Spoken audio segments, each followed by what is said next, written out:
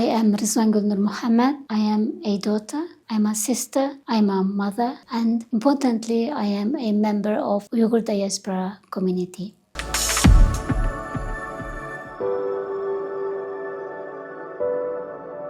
I did not set out to be a human rights defender. I was compelled to become one when my brother was arbitrarily detained in January 2017, and we were left without information about his whereabouts. Navigating the UN system to seek answers for my brother has led me to not only advocate for my own family, but also for other Uyghur families like mine who enduring silence and uncertainty. The families also inspires me.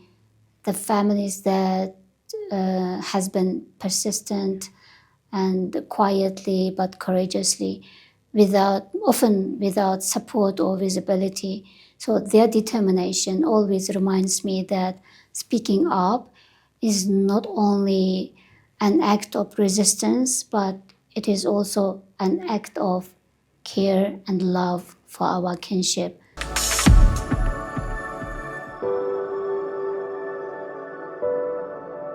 I have been engaging with special procedures with a focus on two working groups.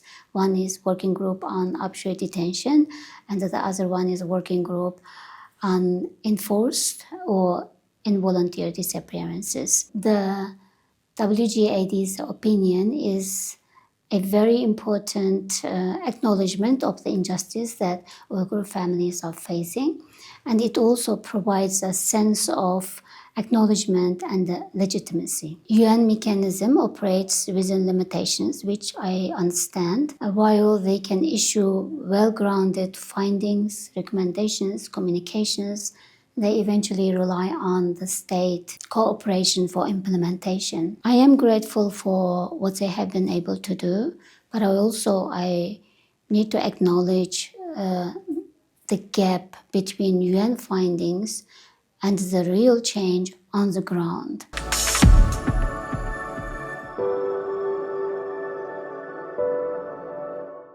The international community has taken important steps in recent years. For example, the UN reporting, parliamentary debates, and some specific actions taken out by some governments.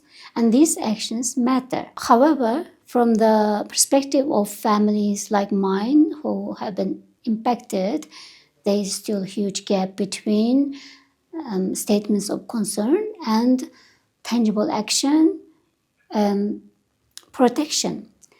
Therefore, more consistent, coordinated, and sustained support is needed to address arbitrary detention, enforced disappearances, prolonging imprisonment, forced labor, cultural and religious erasure, and the lack of accountability.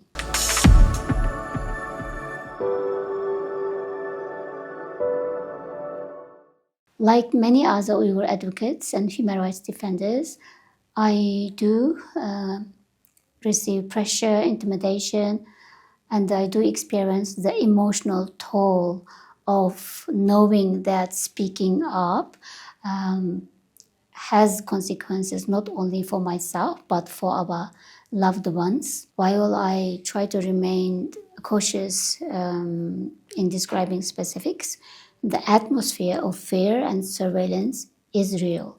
This is a situation many Uyghur families, Uyghur human rights defenders, and advocates are living with every day.